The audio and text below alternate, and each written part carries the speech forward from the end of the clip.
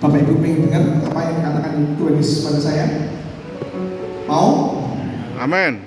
Mau? Amin. Tuhan sayang sama kalian semua. Beri tepuk tangan buat Tuhan. Luar biasa. Saya tadi dari awal sudah rasanya pengen nangis dan pengen nangis terus. Padahal saya itu orang yang jarang nangis, Bapak Ibu. Tapi di tempat ini luar biasa. Kasihnya dahsyat. Kasihnya kepada jemaat di tempat ini luar biasa. Terus jaga api yang ada, terus jaga semangat kita semua untuk ikut Tuhan. Amin. Amin. Tuhan sayang kalian semua. Saya perkenalkan diri saya dulu. Saya nama saya lengkap adalah Lim Arif Daryono. Ya. Saya bukan berasal dari negara Cina. Ya. Lim itu adalah marga dari orang tua saya. Ya. Kalau anak dulu lahir selalu dikasih marga untuk orang keturunan Chinese. Ya. Tapi saya dipanggil sehari-hari dengan nama Gesur. Kok aneh ya, Lim Arif Daryono kok bisa jadi Gesur gitu ya. Itu panggilan nama saya dari kecil ya, itu nama Mandarin dari orang tua. Jadi panggilnya Gesur. Dan setelah saya melayani Tuhan, saya kalau memperkenalkan diri di mana-mana sebagai nama saya adalah Silas Gesur. Karena apa? Saya mau pakai nama yang Tuhan kasih. Ketika saya baptis, saya kasih nama Tuhan Silas. Jadi saya mau menggunakan nama yang Tuhan sudah beri kepada saya. Amin. Oke, jadi kita sebagai anak Tuhan jangan pernah malu pakai nama yang sudah Tuhan berikan, karena itu identitasmu. Tapi jangan mempermalukan Tuhan, ya. Jangan mempermalukan Tuhan. Sudah sandang nama itu nama yang terbaik, tapi jangan mempermalukan Tuhan. Jangan sampai nama Yohanes tapi masuk penjara, ya. Banyak nama Markus masuk penjara. Kenapa? Korupsi, nipu sana, nipu sini. Ya, jadi kita hari ini mau belajar. Justru kenapa saya awali dari ini? Kita mau belajar menjadi murid Kristus. Menjadi murid Kristus. Bukan sekedar anggota gereja. Ya, saya berharap kita jadi murid Kristus, bukan sekedar anggota gereja. Bagus, Bapak Ibu sekalian beribadah di tempat ini, bergereja setiap hari Minggu, ibadah itu bagus. Tetapi kalau kita semua hanya sekedar jadi anggota gereja, itu gak ada artinya. Kita sedang buang-buang waktu saja. Karena apa? Sebagai anggota gereja tidak menjamin kita masuk surga. Tetapi ketika kita jadi murid Kristus, jamin masuk surga. Tapi jangan kita langsung pada, oh ya aku jadi murid Kristus, aku pasti masuk surga. Tunggu dulu, saya nanti akan jelaskan bagaimana jadi murid Kristus. Ya, supaya kita ngerti, bukan sekedar menyebut aku murid Kristus, bukan sekedar itu, tetapi benar-benar kita menjalankan fungsi kita sebagai murid Kristus. Amin. Kita siap? Amin. Siapa yang siap sepakat dengan saya jadi murid Kristus angkat tangan. Setuju ya, semua angkat tangan, tidak ada yang saya paksa. Ya, tidak ada yang saya paksa. Tuhan melihat isi hati Anda semua. Ya, mungkin saya setelah ini pulang, saya tidak tahu di depan Anda sendiri, tapi saya berharap jadi murid Kristus. Ya, nanti siapa bisa cek waktu PA sama Pak Icap dengan Pastor Erik, gimana jemaat sudah jadi murid Kristus. Yuk kita belajar dengan Tuhan. Kita akan buka di Matius 28 ayat 16 sampai 20. Sudah saya tulis di sini, tidak perlu dibuka di multimedia, tidak perlu buka kitab. Saya sudah ketik di sini supaya tidak pindah slide ya. Demikian firman Tuhan. Matius 28 ayat 16. Dan ke-11 murid itu berangkat ke Galilea, ke bukit yang telah ditunjukkan Yesus kepada mereka, yaitu pada murid-murid. Ayat yang ke-17, ketika melihat dia, mereka menyembahnya, tetapi beberapa orang ragu. Ayat yang ke-18, Yesus mendekati mereka dan berkata, kepadamu, yaitu kepada Yesus, telah diberikan segala kuasa di surga dan di bumi. Ayat 19, next slide. Slide berikutnya, ya. Itu. Karena itu, pergilah. Jadikanlah semua bangsa muridku, yaitu muridnya Tuhan Yesus, ya. Dan baptislah mereka dalam nama Bapa dan Anak dan Roh Kudus. Ayat yang ke-20, dan ajarlah mereka melakukan segala sesuatu yang telah kuperintahkan kepadamu, yaitu kepada kita semua. Dan ketahuilah, aku menyertai kamu senantiasa sampai kepada akhir zaman. Puji Tuhan. Jadi saya akan jelaskan sedikit dulu ya latar belakang Matius 28 ayat 16 sampai 20 ini. Latar belakangnya apa? Latar belakangnya pada saat itu Yesus sudah bangkit dari kubur. Ya, terus setelah itu Yesus menampakkan diri kepada murid-muridnya. Beberapa kali dalam pertemuan mereka Tuhan Yesus menampakkan diri dan bercakap-cakap dengan mereka, bertemu dengan mereka. Ya, dan akhirnya Yesus pada saat mau naik ke surga, dia minta kepada murid-muridnya, kumpul ya di bukit di Galilea. Ya, sudah sekali kumpul. Akhirnya apa? Yesus mau naik ke surga, dia pesan kepada murid-muridnya. Kalau orang bilang kalau misalnya ini saya punya papa ya, papa saya kan sudah meninggal, bapak saya sudah meninggal. Ketika bapak saya meninggal, dia pasti memberikan pesan kepada orang yang dicintai, orang yang dikasihi. Pada saat itu mama saya, dia tidak memberikan pesan kepada saya. Kenapa? Karena saya baru usia 4,5 tahun. Jadi yang bisa diajak bicara adalah mama saya. Saya mau tanya, kira-kira menurut Bapak Ibu sesuatu yang pentingkah yang akan dibicarakan oleh bapak saya kepada mama saya, atau sesuatu yang tidak penting? Saya yakin pasti bapak saya mengatakan hal-hal yang penting, bahkan yang sangat penting. Tidak mungkin bapak saya mengatakan yang hal remeh-temeh, karena dia tahu dia mau pulang, dia mau meninggal, dia harus pesan kepada mama saya yang istrinya yang dicintai untuk memberikan nasihat yang sehat, pesan-pesan yang terbaik. Ya, mungkin contohnya ini sebagai contoh, misalnya mama saya namanya kan Meme, gitu ya. Meme, nanti itu di laci ada polis ya, asuransi. Nanti kamu setelah waktu tidak ada, itu kamu datang ke agen asuransinya, cairkan, kamu dapat UP-nya, uang pertanggungan. Kenapa? Karena papa saya tahu ini penting uang ini. Untuk apa? Untuk mama saya mungkin sebagai modal usaha atau yang lain, untuk jangan hidup ini. Ya, nggak mungkin mama saya bilang, Meme jangan lupa ya, kamu setiap hari makan sehari 3 kali. Ya, kalau setelah makan piringnya dicuci, dibersihin. Nggak mungkin seperti itu pesannya. Orang mau mati nggak mungkin ngomongin yang remeh-remeh. Pasti hal yang penting. Pasti ada hal yang penting dikatakan. Ya, setuju ya? Sampai sini tangkap semua ya? Sampai sini paham semua ya? Kita tidak mau khotbah yang monolog. Jadi kalau ada sesuatu, Bapak Ibu mau tanya, langsung boleh, angkat tangan, tanya dulu. Kita mau khotbah interaktif saja, ya. Kenapa? Tujuan dari firman Tuhan itu disampaikan untuk dimengerti, bukan hanya untuk didengar.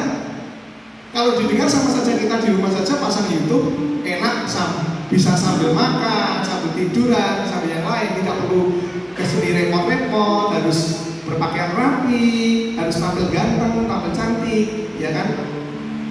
Tapi apa? Di sini untuk apa? Mendengar dan mengerti, itu yang paling penting. Karena apa? Ketika kita mau melakukan firman Tuhan, kalau kita tidak mengerti dulu, bagaimana kita untuk melakukannya? Ya, jadi harus mengerti. Jadi di sini dibiasakan ada Bapak Gembala Pastor Richard, ya, juga ada Pastor Ellen. Kalau Bapak Ibu sekalian, ketika dengar firman Tuhan tidak paham, catat. Ingat, nanti saya mau tanya nih ke Pak Tum, apa ya arti firman ini? Ya, tanyakan saja. Saya yakin tidak mungkin Pak Tum bilang, udah jangan tanya-tanya terus, capek saya.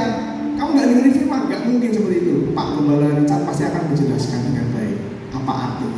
ya, pasti kalian akan dibimbing. Saya sudah mengenal beliau walaupun baru 2 hari di sini, tapi saya bisa melihat hati beliau ini luar biasa. Makasih Bapak Ibu sekalian. Ya, amin. Duduk di sana. Duduk. Ya, kita lanjut ya. Nah, bagaimana kita untuk menjadi murid Kristus? Yang pertama ditulis di firman ini, ya, Yesus tadi di Galilea memanggil murid-muridnya, terus dia berkata, berpesan sebelum dia naik ke surga. Ada 3 hal yang Yesus katakan, ya, yang dipesankan ada 3 hal. Apa yang pertama? Tuhan Yesus ngomong, jadikanlah semua bangsa muridku. Jadi poin yang pertama yang saya catat, yuk kita jadilah murid Kristus. Ya, ini ya, jadilah murid Kristus sejati. Nah, saya mau jelaskan di situ ya, arti dari kata murid ini, ya, arti kata dari murid. Apa itu murid? Ya, kita kan sering dengar tuh, murid, aku jadi murid SD, murid SMP, murid SMA. Apa sih arti murid itu? Murid adalah orang yang memiliki komitmen penuh untuk mengikuti ajaran dan kehidupan gurunya. Ya, kalau dulu saya waktu kecil, saya paling suka itu nonton film kungfu, ya, film-film itu silat gitu ya. Ya, itu saya paling suka. Kenapa? Saya lihat di situ tuh seorang murid ketika dia sudah berguru dengan seorang guru yang hebat, dia akan menyerahkan totalitas hidupnya pada guru itu. Disuruh apapun dia ikut. Ya, ikut apapun disuruh, nimba air, ambil apa, walaupun tidak berhubungan dengan pelajaran kungfunya, dia ikuti kata gurunya, semua kata gurunya. Apa dikatakan? Suruh ke kanan ya ke kanan, suruh ke kiri ya ke kiri, suruh maju ya maju, mundur ya mundur. Pokoknya kata gurunya pasti dituruti. Nah, Yesus pada saat itu datang di Galilea berkata kepada murid-muridnya sebelum naik ke surga, pergilah, jadikanlah semua bangsa muridku. Nah, ini pesan Tuhan pertama, jadikan semua bangsa muridku. Nah, seseorang untuk menjadikan seseorang lain untuk jadi murid Kristus, dia harus jadi murid dulu. Tidak mungkin kita mau menjadikan seseorang murid Kristus, tapi orang tersebut tidak jadi murid dulu.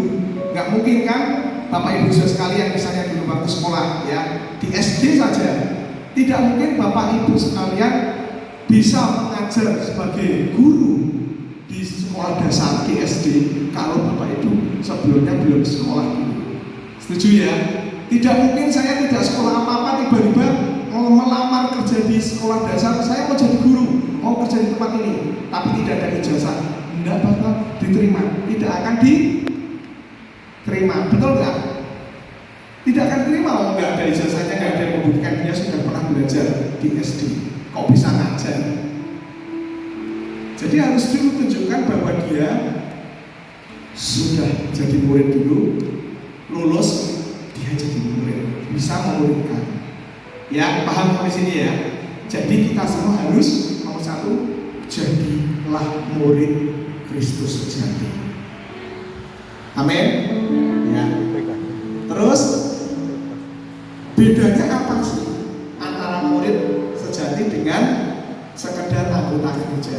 Banyak ini orang di gereja mengaku dirinya Kristen, tapi belum tentu dia murid Kristus. Loh, kok bisa sih Pak? Orang yang sudah di gereja pasti murid Kristus dong. Siapa bilang? Belum tentu. Belum tentu. Saya mau jelaskan bedanya apa. Yuk kita buka Yohanes 6 ayat 66 ya. Di situ di slide belum ada. Yang ini belum ada di slide. Cuma tidak apa-apa saya bacakan untuk Bapak Ibu sekalian. Yohanes 6 ayat 66 ya. Di situ dikatakan, mulai dari waktu itu banyak murid-muridnya mengundurkan diri dan tidak lagi mengikuti dia. Oh, ini terbukti kan? Banyak banget orang yang ikut Yesus pada saat itu. Tapi apa dikatakan Tuhan ini? Sejak saat itu banyak yang mengundurkan diri. Jadi tidak semua orang yang mengaku dirinya Kristen itu murid Kristus. Ini terbukti dari firman Tuhan ini di Yohanes 6 ayat 46. Pada saat itu banyak yang mengundurkan diri. Ya, bedanya apa Pak dengan murid Kristus? Nih, saya lanjut di ayat 67 ya. Yohanes 6 ayat 67. Maka kata Yesus kepada ke-12 muridnya, apakah kamu tidak mau pergi juga? Luar biasa. Sudah pada pergi, malah Tuhan Yesus tanya, kamu tidak mau pergi juga meninggalkan aku? Jawab Simon Petrus kepadanya di ayatnya 68 ya, Tuhan, kepada siapakah kami akan pergi? Perkataanmu adalah perkataan hidup yang kekal, dan kami telah percaya dan tahu bahwa Engkau adalah yang kudus dari Allah. Nah, murid sejati dia tahu gurunya, bukan sekedar tahu tapi mengenal dengan dekat dan percaya dan mempercayakan hidupnya kepada gurunya. Petrus berkata, kami percaya. Dan si Petrus ini mempercayakan hidupnya sepenuhnya kepada Tuhan Yesus. Karena pada saat itu Petrus tidak tahu loh Yesus rumahnya di mana, terus Yesus hartanya berapa, Tuhan Yesus punya apa yang untuk menjamin hidupnya. No, nggak ada. Yesus saja sampai berkata, anak manusia tidak ada tempat untuk meletakkan kepalanya. Ayo coba sekarang bisa ditantang Pak Richard nih, ya. Ayo kita pelayanan. Tapi Bapak Ibu Saudara kan sudah mengenal Pak Richard gitu ya. Oh, Pak Richard ada tempat, memang ada asramanya, ada ini, dan dia Pak Richard itu bertanggung jawab bisa makan. Itu kalau kita percaya sudah ngerti Pak Richard, it's okay, karena ada sesuatu yang sudah kita lihat dan kita buktikan. Tapi ini Petrus berkata, dia tidak melihat Yesus yang orang hebat, orang kaya, orang punya. Enggak. Dia kemana-mana jalan kaki. Yesus gak punya onta, ya. Yesus gak punya kuda, gak punya kereta yang besar yang bisa mengangkut beliau. Mereka jalan kemana-mana. Tapi Petrus tahu, dia mengenal Yesus itu siapa. Nah ini, ayo kita mulai jadi murid Kristus, bukan sekedar anggota gereja yang setiap minggu datang beribadah, dengar firman Tuhan, kasih persembahan, pulang. Udah jadi rutinitas saja, tapi sebenarnya tidak mengenal siapa itu Yesus. Makanya perlulah kita jadi murid supaya kita mengenal Yesus yang sebenarnya siapa. Banyak orang Kristen yang waktu saya tanya, siapa Yesus buat kamu? Jawabnya cuma A dan A. Yesus itu bukan A, Yesus ya Yesus. Apa? Mereka, saya sudah lahir dari Kristen Pak. Papa mama saya sudah Kristen Pak. Jadi saya tinggal ikut papa mama saja. Tapi tidak mengenal Yesus itu siapa. Ya, ini jadi perlindungan kita semua. Apalagi bapak ibu saya punya anak. Ayo didik anakmu, kenalkan kepada Yesus. Kasih pengertian kepada Yesus. Jangan asal, sudah itu tugasnya Pak Richard dan Pak Erik yang didik anak saya. Sana besar. Yang tinggal setiap hari sama anakmu siapa? Apakah Pak Richard? Apakah Pak Erik? Tidak. Yang setiap hari tinggal bersama anak-anakmu adalah pasti orang tuanya. Ya, apalagi bapak-bapak gitu ya. Bapak-bapak saya kasih tahu ya, bapak-bapak itu kepala ya, kepala bagi rumah tangga. Jadi bapak itu harus menempatkan diri untuk memimpin keluarga. Ya, istri dan anakmu akan hidupnya benar kalau bapaknya juga benar. Kalau bapaknya nggak benar gimana? Ya, keluarga itu bisa lebih berat untuk menjalani hidupnya mengenal Kristus karena melihat gambar bapaknya yang tidak baik. Saya banyak menemui gambar diri seorang anak rusak karena apa? Melihat bapaknya yang tidak benar. Sehingga ketika dia memanggil Allah Bapa, berat. Dia memanggil Bapa berat karena dia melihat bapaknya yang begitu mengerikan, bapak yang kejam, bapak yang keras, bapak yang tidak mengasihi. Jadi gambar dirinya rusak. Sehingga harus dipulihkan dulu. Nah, sebelum itu terjadi, ayo bapak-bapak kenalkan anak-anakmu pada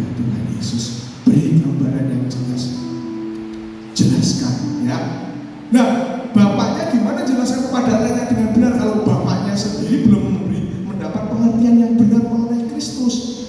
Kepada Yesus dia nggak jelas, makanya dimuridkan. Ikut ke Pak Richard dan Pak Erik tempat ini. Pak, aku mau dimuridkan Pak, supaya aku lebih paham, aku bisa jadi murid Kristus sejati. Ya, amin. Semua sepakat ya, jadi murid Kristus sejati. Jadi jangan sekedar anggota gereja. Ya, aku beranggota gereja saja karena nanti supaya kalau ada pernikahan anakku, ada gereja yang mau nikahkan anakku. Nanti kalau ada yang meninggal, ada yang menguruskan, gereja mau menguruskan. Meninggal keluarga yang meninggal. Jangan sekedar itu Bapak Ibu ya. Tapi ayo jadi murid Kristus. Jadi murid Kristus, jangan rutinitas dalam beribadah, tapi jadi murid Kristus. Ya, next. Yang kedua, selain kita jadi murid Kristus, cukup di situ kah mengaku sebagai murid Kristus? No. Ada lanjutannya. Ya, Pak, jadi murid Kristus kok berat sekali, banyak sekali syaratnya, Pak. Nah, Bapak Ibu saudara sekalian, karena tidak tahu tujuan hidup Bapak Ibu saudara sekalian, sehingga Bapak selalu dan Ibu dan saudara di tempat ini selalu berkata, jadi orang Kristen kok susah ya, jadi orang Kristen kok tidak enak ya, ini tidak boleh, itu tidak boleh, harus begini, harus begitu. Kok susah sekali jadi orang Kristen ini, jadi murid Kristen kok susah, jadi murid Kristus kok susah ya. Kenapa? Karena kalian tidak tahu tujuan hidup. Kalau tahu tujuan hidup kalian, saya kasih tahu ya, pasti kalian tidak akan merasa berat jadi orang Kristen. Tujuan hidup kita hanya satu. Di Yesaya 43 ayat 7 dikatakan, kita diciptakan untuk kemuliaannya Tuhan. Kalau kita tahu tujuan hidup kita ini, kita pasti akan jaga hidup kita.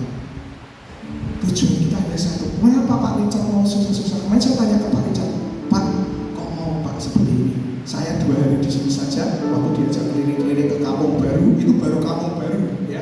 Itu saja saya wah, saya cuma bisa wah, dan wah. Sampai saya cerita dengan teman saya yang juga hamba Tuhan dari Gombong, Pastor Chris ini kebetulan Pak Basani dibawa ke tempat lain sama Pak timnya Pak Erik. Saya bilang, Pastor Chris siap nggak di sini? Kalau enggak, jujur luar biasa, ya, luar biasa. Jadi kita coba belajar jadi murid Kristus, jadi murid Kristus. Ya, ada nextnya. Tadi saya pagi sebelum mau khotbah di tempat ini saya didoakan oleh saya percaya Pastor Gagan. Sebelum berdoa Pastor Gagan bilang, sudah, jangan sampai melakukan hal-hal yang lain. Sudah, tetap fokus aja ikut Yesus. Jangan berubah pikiran lagi, jangan melakukan hal-hal yang aneh-aneh lagi. Tetap fokus aja. Fokus pada Yesus. Kamu imani, kamu lakukan ini, fokus. Yaitu ikut Yesus, layani Yesus. Ya, oke? Amin. Langkah yang kedua setelah kita jadi murid Kristus adalah apa? Ayo kita sebagai murid Kristus menjalankan perintahnya Tuhan Yesus. Di situ tadi dikatakan di Matius 28 ayat yang 20 apa? Kita harus mengajarkan. Nah, sebelum mengajarkan, di situ kan ada di Matius 19 ya, di 28 ayat 19 dikatakan, pergilah. Nah, orang-orang sekali berpikiran, oh jadi murid Kristus harus pergi. Oh jadi penginjilan nih, harus penginjilan, pergi. Langsung bayangannya ke tempat-tempat yang jauh. Ingat tujuannya Tuhan Yesus, yaitu visinya Tuhan Yesus. Perintahnya Tuhan Yesus itu sebenarnya bukan perginya tadi, tetapi apa? Jadikan semua bangsa muridnya.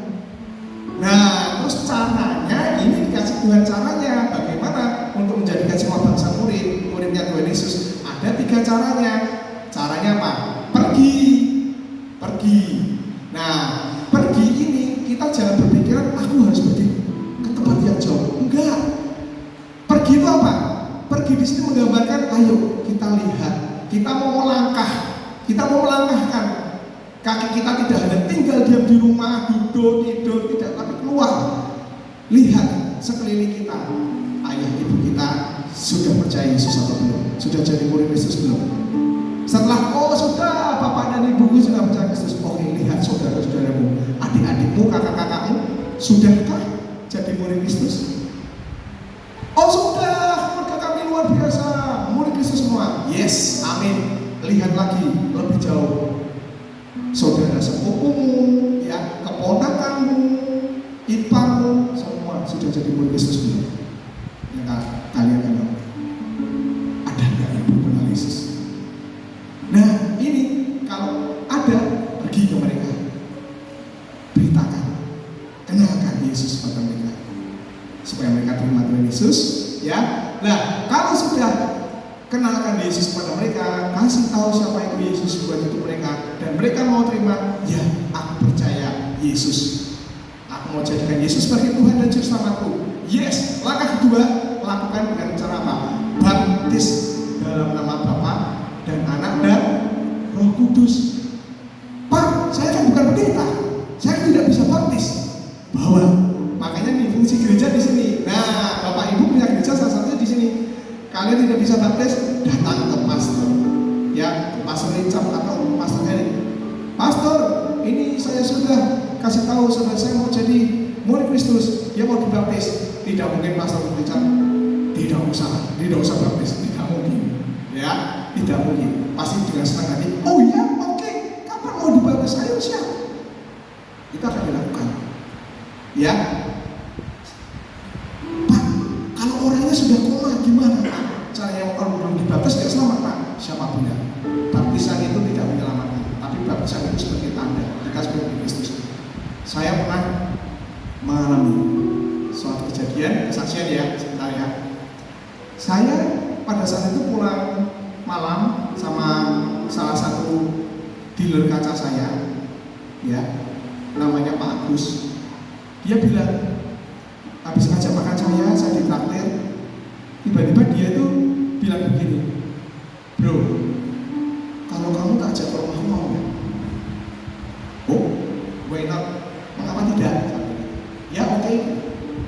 Karena mamaku ini sakit koma sudah beberapa kali di beberapa hari di rumah itu nggak sadar. Nafasnya ada. Kalau diajak bicara itu kelihatannya seolah-olah ngerti, tapi nggak bisa bergerak sama sekali. Oke, tapi dia lihat saya, kelihatannya wajah saya itu kan ngantuk gitu ya. Wajah saya kan seharian udah capek sekali. Dia tuh kasihan gitu. Ah, nggak apa-apa lah, habis aja ya dulu ya, kamu tak antar pulang dulu aja gitu. Saya bilang, sebenarnya waktu ditawari seperti itu, hati saya, kalau daging saya ini, saya kepengennya, yes, pulang dulu aja besok ke rumahmu. Kepengennya begitu, rasanya mata saya udah 5 watt gitu ya, sudah rasanya kepengen tidur gitu. Karena dulu saya udah sama Sandara, sama diajak ngomong sama dia, setengah sadar, setengah tidak gitu. Karena capek sekali saya itu ya. Tapi tahu nggak? Tuhan berkata sama saya, tetap jalan, tetap ke rumahnya dia dulu. Ya, saya tahan. Saya bilang, enggak mau. Yuk kita jalan ke rumahnya Koko. Kita temui mama. Saya nurut, saya ikut sama dia. Di rumah saya lihat mamanya sudah terbaring dan katanya sudah beberapa hari seperti itu terus kondisinya. Saya cuma berdoa, Tuhan, aku belum pernah doakan orang seperti ini. Kalau doakan orang yang bisa saya ajak bicara, saya sudah sering. Ini saya seperti berdoa pakai patung nih. Dia saya tantang untuk terima Yesus, dia pasti nggak ngerti. Terus saya mau jelaskan Yesus, apakah dia paham? Tapi Tuhan Yesus ngomong, bukan kamu yang beracara, aku yang beracara. Kamu hanya aku pakai aja, ngomong, tugasmu jalankan yang jadi tugasmu, jangan ambil yang jadi bagian. Tuhan itu ngomong seperti itu. Kadang-kadang orang itu aneh ya, yang bagian Tuhan pengennya dikerjakan, tapi yang bagiannya sendiri tidak dikerjakan. Aneh itu manusia itu ya. Disuruh melakukan ini, mau pengennya melakukan bagian Tuhan, tapi ketika bagiannya sendiri tidak dikerjakan, ya aneh kan manusia kan. Nah, tapi saat itu kamu menurut sama Tuhan. Yes, saya mau. Saya doakan, saya kasih tahu tante, saya panggilnya emak. Pada saat itu rumah ya emak, percaya Yesus ada, jelaskan Yesus itu Tuhan dan Juru Selamat.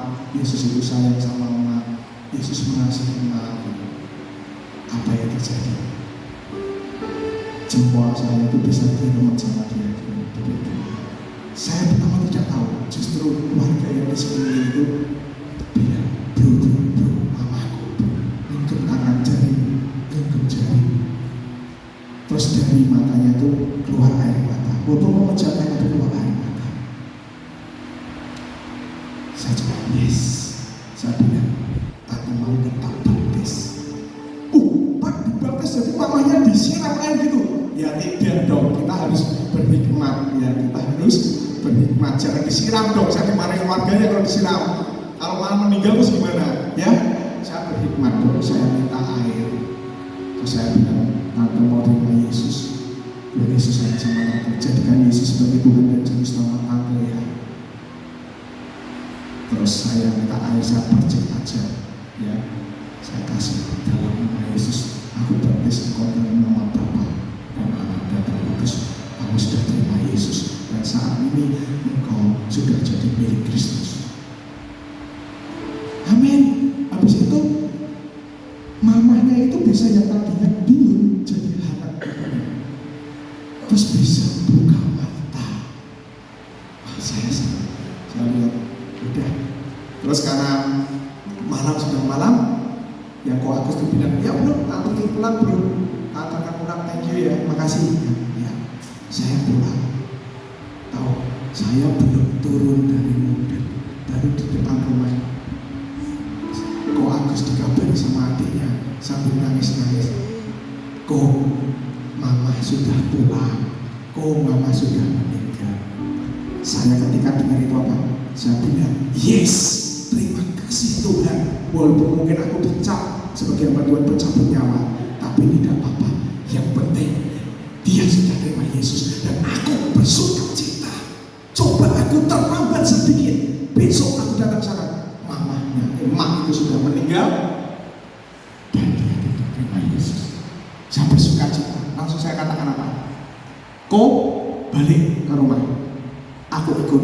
Hah? Kamu ikut? Yes, aku ikut. Kamu capek? Gak apa-apa. Ayo aku temani kamu ke rumah sakit. Karena orang kalau meninggal di Semarang ya kan, saya nggak tahu di sini nih. Kalau di sini kan ceritanya Pak Surya Erik, orang dipakai ular pedung, beberapa jam aja pasti mati, gitu kan. Terus habis itu ya udah tinggal penguburan aja. Kalau di Semarang nggak bisa begitu. Orang meninggal itu harus dibawa ke rumah sakit atau ada dokter yang datang yang harus memastikan dia meninggal. Karena apa? Kalau tidak ada dokter yang memang berwenang, yang punya tanggung jawab, yang benar-benar dokter, itu tidak akan bisa keluar surat kematian. Jadi harus dibawa ke rumah sakit, dinyatakan bahwa orang ini meninggal. Nanti dari rumah sakit akan keluar surat kematian. Maksudnya surat pengantar untuk urus kematian yang menyatakan bahwa oh meninggal jam sekian. Itu harus ada staf medis yang menyatakan benar-benar orang ini meninggal. Nggak boleh sembarangan kubur. Di Semarang nggak boleh masalahnya gitu, nggak boleh. Jadi harus dibangun. Nah, saya bilang saya antar kamu. Padahal tubuh saya capek nggak? Capek. Tapi saya tahu aku harus melayani, aku harus dampingi keluarga yang sedang bersedih berduka ini. Saya datang ke rumahnya, habis dia telepon ke adik-adiknya, bawa mama langsung ke rumah sakit, kita langsung ketemu di rumah sakit saja. Oke, ketemu di rumah sakit, urus ini, urus itu semuanya, dan luar biasa. Keluarganya itu merelakan mamanya dipanggil Tuhan. Mereka sedih nggak? Sedih. Nangis nggak? Nangis dong. Mamanya meninggal nggak nangis? Ya pasti nangis lah, ya nangis. Tapi mereka apa? Satu tepuk satu-satu adik-adiknya. Saya bilang mama sudah bahagia. Kenapa? Mama sudah terima Yesus. Mereka bilang iya kok. Ini kan merelakan mamanya pulang dengan sukacita. Kenapa? Tahu mamanya sudah dijamin masuk surga karena dia terima Yesus. Ya, nah sebagai murid Kristus itu kita ini loh, apa yang saya cerita ini sampaikan. Kita semua hidupnya dijamin masuk surga. Kalau kita jadi murid Kristus, bukan sekedar anggota gereja. Ya, jadi murid Kristus. Kalau kita sudah tahu tujuannya, oh yes, aku mati nanti pas masuk surga, pasti hidup kalian untuk ikut jadi murid Kristus itu tidak hal yang susah, karena ada tahu tujuan yang besar yang kita akan dapatkan, upah yang besar, yaitu apa? Bisa tinggal bersama dengan Dia. Amin. Tapi kalau kita tidak tahu tahu upah itu, ya kita akan merasa berat. Ngapain jadi orang Kristen susah sekali, ini itu tidak boleh. Kok terasa berat sekali ini jadi murid Kristus. Tapi percaya Bapak Ibu ya, kalau kita sudah tahu upah yang akan kita dapat ketika ikut Yesus, kita itu tidak akan pernah mengeluh menjalani segala sesuatunya. Tidak akan terasa berat karena tahu upahnya.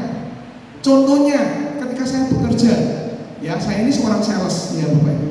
Saya seorang sales di suatu perusahaan. Tahu nggak kenapa saya bangun pagi ke kantor naik motor 30 menit dari rumah gitu ya. Terus nanti pulang begitu juga 30 menit lagi berdebu, wajahnya kotor semua. Belum lagi kalau di Semarang itu ada bis BRT itu ya, itu kalau ngebul bus itu wah asapnya hitam sekali langsung kena wajah saya gitu. Wah haleluya ini karena ini. Makanya kalau ada bis saya cepat menghindar karena nanti disemprot gitu sama asap hitamnya itu. Tapi kenapa saya mau tiap hari kerja? Karena saya tahu di perusahaan itu saya dijanjikan nanti di akhir bulan saya dapat apa? Dapat gaji. Saya semangat bekerja kenapa? Karena saya tahu saya dapat gaji. Gaji buat apa? Untuk kasih makan istriku, untuk traktir makan istriku. Ya toh, ada yang sudah saya impikan aku dapat gaji. Dan seperti itu juga kalau Bapak Ibu sudah tahu bahwa hidup kalian ketika nanti kalian mati, pulang ke rumah Bapak, ya, oh aku pasti masuk surga. Menjalankan hidup ini tidak susah. Jadi murid Kristus pasti akan semangat terus. Amin.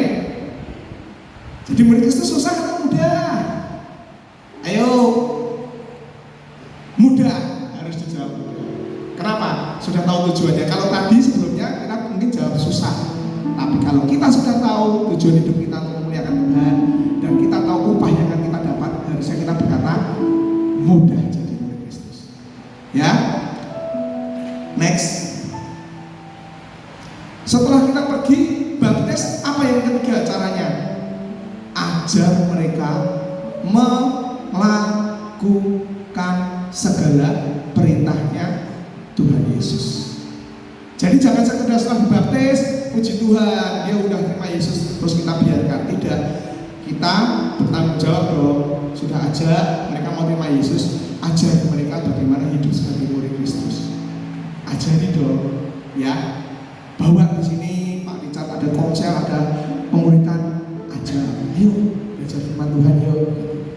Nanti kalau sudah pulang dari ibadah, tanya, tadi kamu firman Tuhannya paham nggak? Kalau nggak paham, jelaskan. Maksudnya seperti ini, seperti ini, seperti ini. Biar dia bertumbuh. Ya. Yang ketiga, yang terakhir. Nah, biasa orang mendengar yang terakhir itu sih sukacita. Kenapa? Habis ini selesai.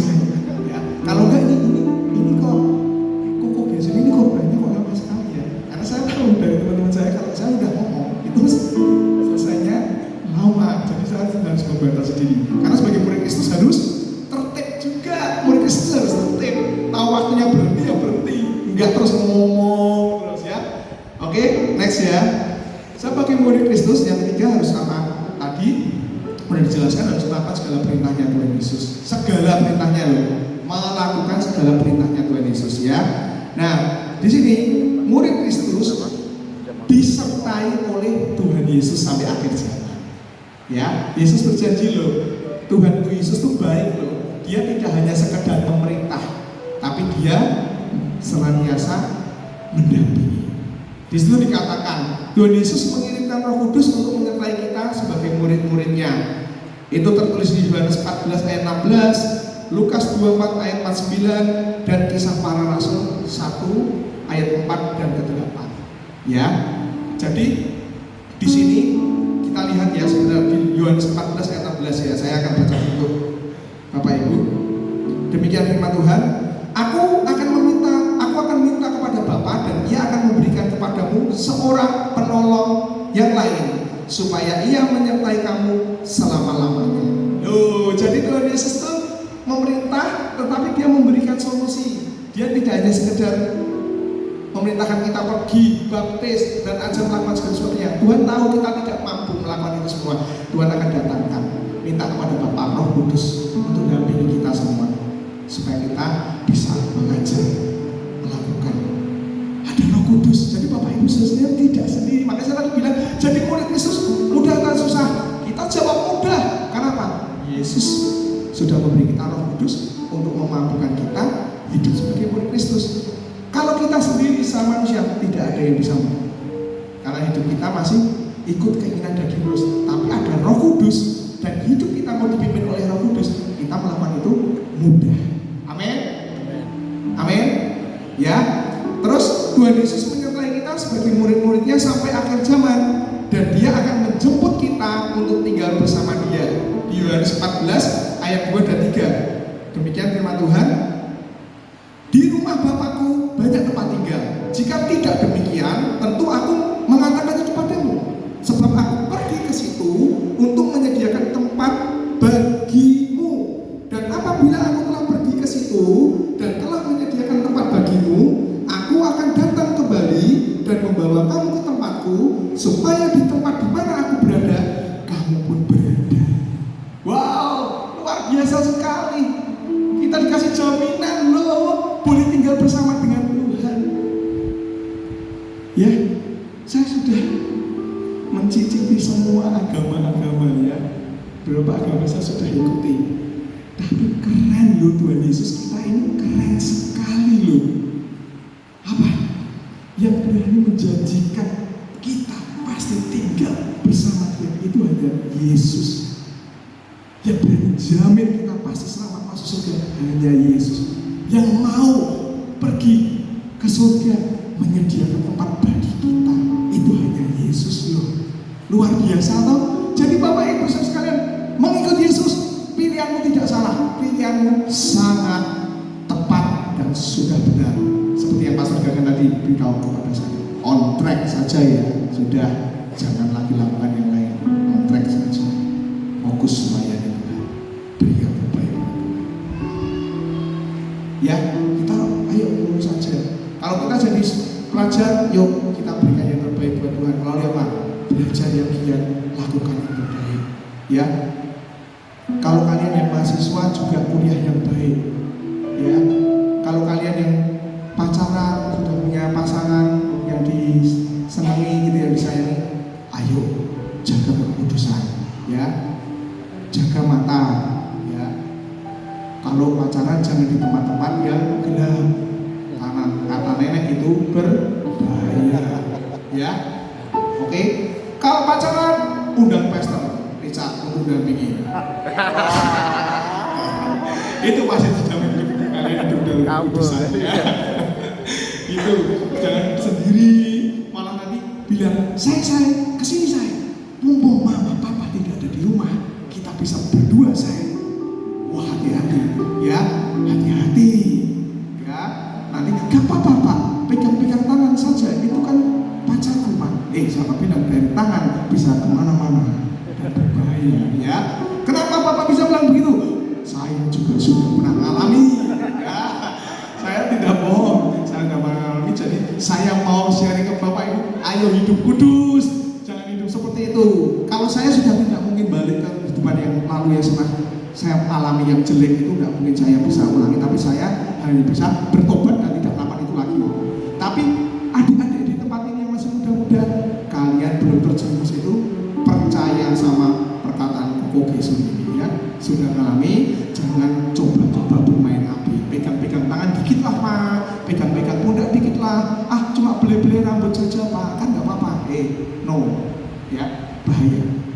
Nanti kalau makanya saya selalu di kelas komunitas saya, kan anak-anak muda ya, itu anak kelas-kelas komunitas itu anak muda, saya bilang Koko Gesù tidak suka dengan istilah pacaran.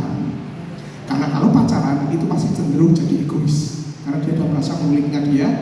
Terus kedua, dengan pacaran itu bisa membawa seseorang hidup tidak kudus. Kenapa? Karena sudah merasa miliknya dia, aku mau pegang dia, terserah aku mau cium dia, terserah aku mau apa-apain dia, terserah aku. Ya, jadi apa? Saya bilang sama murid-murid Koko Gesù, kalau kamu mau pacaran, kamu jangan yang dulu aja. Selidiki, buka telinga, buka mata lebar-lebar. Selidiki benar, apakah ini jodoh dari Tuhan buat aku? Apakah ini jodoh yang diberi Tuhan untuk aku bisa terus hidup memuliakan Tuhan bersama Dia nanti? Kalau kita oke, saya bilang kamu aku mau minta kamu jadi calon istriku, mau nggak? Kalau dia bilang mau, yes, 6 bulan setelah itu harus nikah. Supaya apa?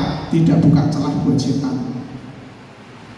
Kalau kita belum siap, jangan sampai kita pacaran dulu, karena pacaran itu enggak baik. Lebih baik kita teman dekat dulu. Teman dekat itu enak, ya, kita bisa dekat sama dia, tapi tidak ada perasaan untuk hanya dia yang kumiliki, hanya dia milikku. Enggak.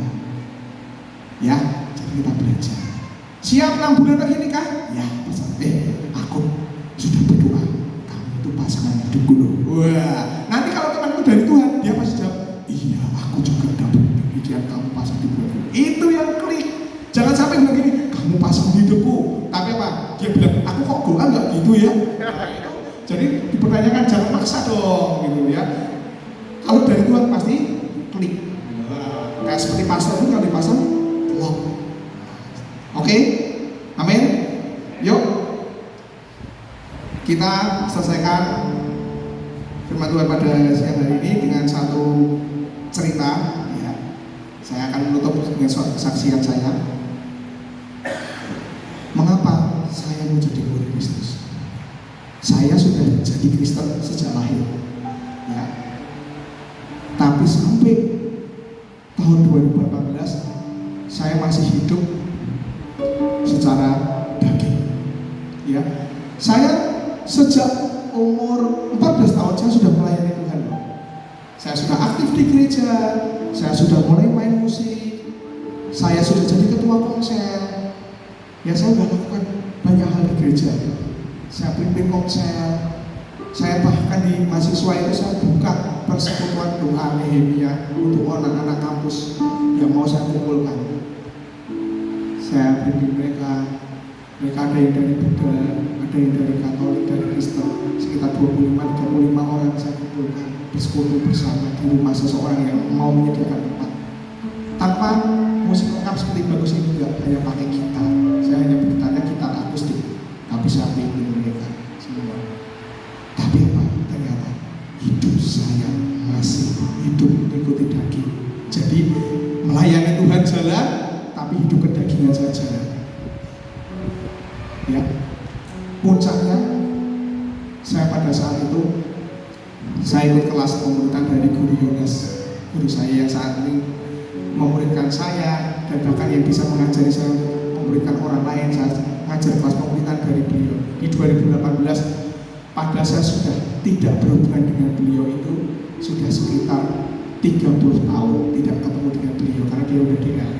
Tiba-tiba di grup RBI itu remaja Betel Indonesia, tiba-tiba beliau itu muncul menyapa kita gimana, salah satunya Yesus gimana kabarmu, saya cerita baik. Waktu saya manggil dia belum guru, saya manggilnya baik Koh Yonas, saya manggilnya Koh Yonas gitu ya. Tapi dia terus ajak pemuritan, saya ikut. Saya di pemuritan itu diajar bagaimana hidup jadi murid Kristus. Suatu saat sebelum itu ya, ini ceritanya sebelum saya jadi pemuritan, baru awal-awal sebelum saya lebih dekat lagi, baru kelas ikut 1-2 kali ya. Hidup saya itu memang sebelumnya saya bilang ya, saya hidup dalam kedagingan. Istri saya nih kalau ngomong sesuatu yang tidak menyenangkan hati saya, dia ngomong 1 kata, saya bisa 10 kata. Luar biasa kan? Dia 2 kata, saya 20 kata. Sampai dia bilang gini, ini yang perempuan siapa ya? Kok yang lakiku ini kok lebih cerewet dia? Biasanya katanya survei membuktikan wanita yang butuh ngomong banyak, tapi ini suamiku berbeda. Istri saya diam sekali, ya. Tapi dia kalau sudah ngomong sesuatu yang nggak enak nih, yang tidak enak di hati saya langsung bantah terus.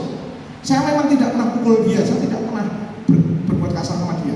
Tapi saya seringkali kalau udah jengkel, tembok saya hantam, bues, pintu saya banting, buah.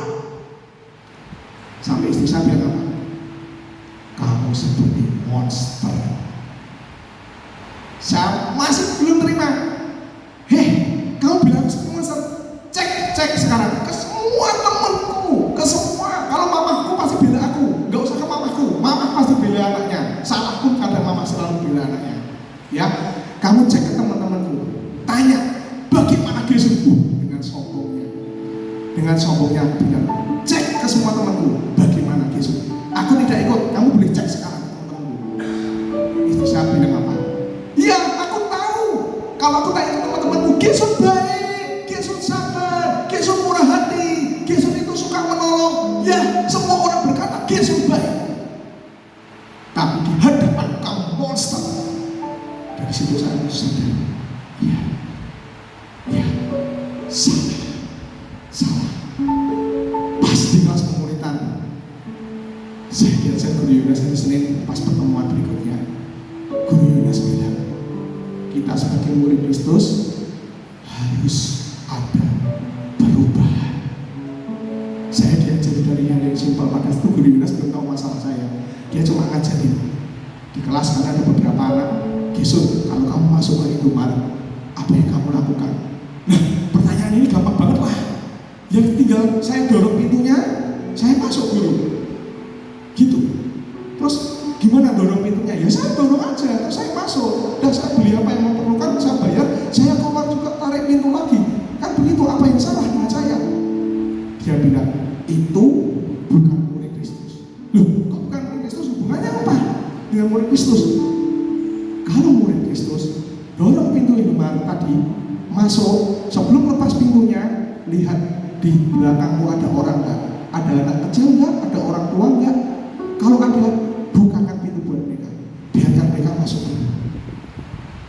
Baru kamu pastikan di belakangmu enggak ada orang, kamu lakukan aktivitas yang kamu mau beli apa, keluar, bayar, juga buka pintu, keluar, jangan lepas dulu, lihat di belakangmu ada orang enggak?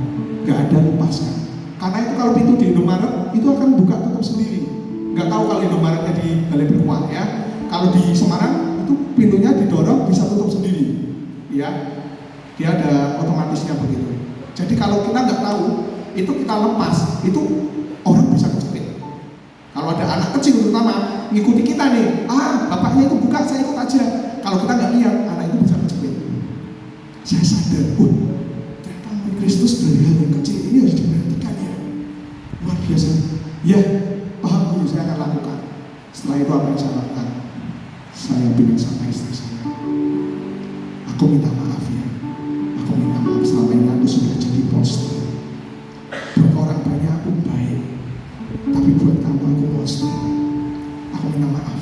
Aku cium dia keningnya, aku minta maaf. Tapi dia, saya tahu dia mau mengangguk tapi masih ada kegetiran. Kegetirannya apa? Apa iya lakukan? Apa ya? Ini kan tidak ada masalah. Besok kalau ada masalah kamu jadi monster enggak?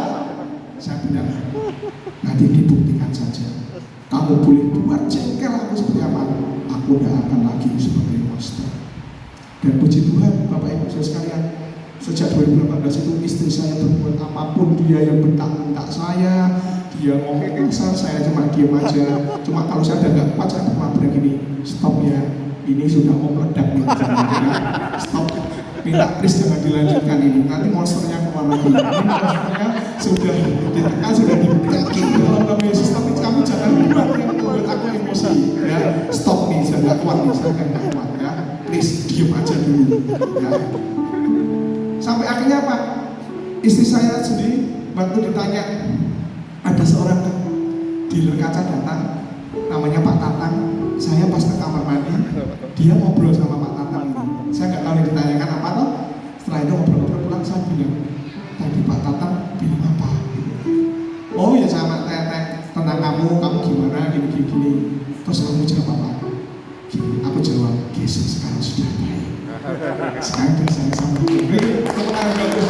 terus saya besoknya jemput Pak Tatangnya lagi di hotel. Dia tiba-tiba Pak Tatangnya makan sama saya, hadap-hadapan gitu, dia bilang, wah Silvi, nama istri saya kan namanya Silvia ya, Silvi itu sayang banget sama kamu sih. Ya, jadi saya dari situ apa? Ketika ada perubahan hidupmu jadi murid Kristus, istri saya tanpa saya injili pun dia tahu ada perubahan dan dia sekarang apa? Mendukung. Loh, jamnya pemuritan. Ini saya pas dari ternyata libur gitu ya, saya selalu dioyak-oyak sama dia, dikejar-kejar dia. Loh, pemuritan loh, kamu ngajar pemuritan kok enggak pemuritan nih? Oh, libur kok hari ini. Jadi justru dia yang mengingatkan saya. Bahkan akhirnya kuliah pun saya didukung dia. Kalau jam kuliah, loh katanya kuliah cepetan loh, nanti lambat. Malah saya dibangunkan.